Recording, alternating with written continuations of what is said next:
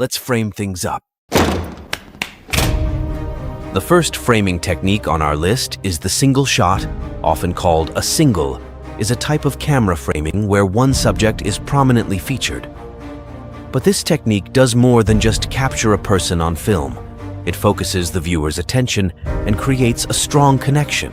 So, it emphasizes the subject's actions, emotions, or dialogue without distractions. All day, every day, you will be swinging a sledgehammer, turning big rocks into little rocks. But there are two ways to frame a single shot. A clean single, where no part of any other character is visible, and a dirty single, which includes a limited presence of another character. Like all framing options, single shots can be combined with any shot size, whether close-ups, medium shots, and full shots. But each type serves a unique purpose.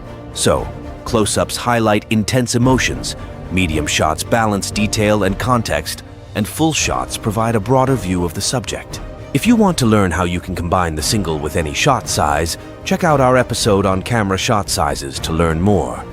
Composition in single shots is crucial, but simply placing a subject in the center can be uninteresting. So, using techniques like the rule of thirds, leading lines, and depth of field creates more dynamic and engaging compositions. Check out our episode on shot composition to learn more. But when two characters are visible in frame, it is called two shots. Two shots show two characters visible in the frame, establishing a visual relationship between them. But when more characters are involved, the terminology changes to three-shot, four-shot, and so on, with large groups typically called crowd shots. So, the framing must effectively create a relationship between the characters, using various shot sizes such as medium shots, close-ups, or wide shots, depending on the desired effect and context within the scene. For more details, check out our episode on shot sizes. However, to cover a conversation effectively, the over-the-shoulder shot is the most common and effective technique. So, using over-the-shoulder shots can enhance the interaction between characters, providing a clear view of the dialogue and emotions exchanged. It is you who face capture by disobeying my orders. To frame an over-the-shoulder shot, the camera is positioned behind one character, focusing on another character or action in front of them. This perspective typically shows the back of the first character's head and shoulder, creating a sense of intimacy and connection between the characters and the audience. Now there's another type of over-the-shoulder shot called the French over-the-shoulder shot, otherwise known as the French OTS. A French over-the-shoulder shot involves two characters facing the same direction, with the camera capturing the scene from behind them. It creates a more conspiratorial feel, giving viewers the sense of eavesdropping on a private conversation. This shot works well for bench scenes with nice vistas and is easier to shoot in a car. French over-the-shoulder also allow the editor more flexibility since they eliminate the need to maintain lip sync with each cut by only showing the back of the foreground character's head. But this technique has its drawbacks. It shows less of the actors' faces, so if the characters don't frequently turn to look at each other, their emotions might become unreadable. So, if conveying these emotions is essential, opting for a standard over-the-shoulder shot would be a better choice.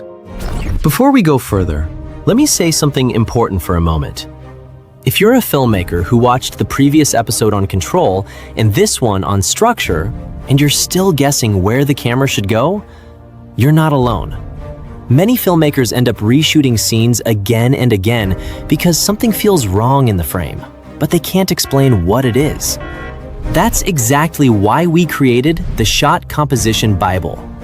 This is not a PDF of filmmaking tips you already know, repackaged with a new cover. This is a complete system. It contains 11 parts, 30 chapters, and over 400 real film frames and diagrams.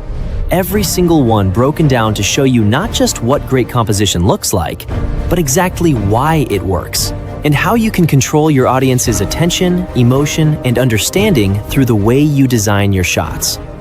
So if you've ever watched your work get skipped or ignored while other filmmakers get the recognition, the clients, and the respect, Or if you've ever reshot a scene over and over again because something was wrong, but you couldn't explain what it was, then this was built for you.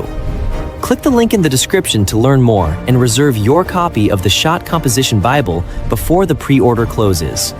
Now, let's continue.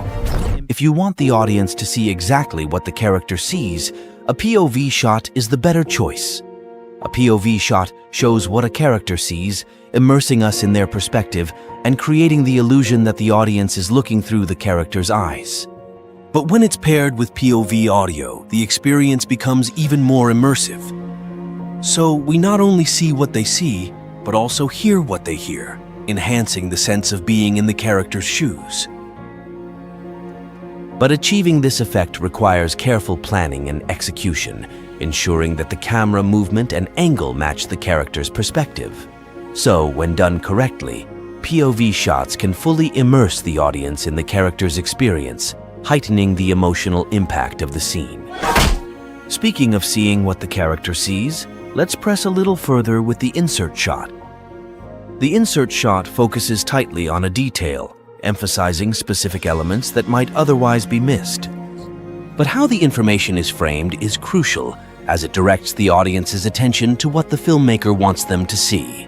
So, inserts can be combined with POV shots, which can provide either a first-person perspective, immersing the audience in a character's experience, or a third-person viewpoint, offering an objective look at the scene.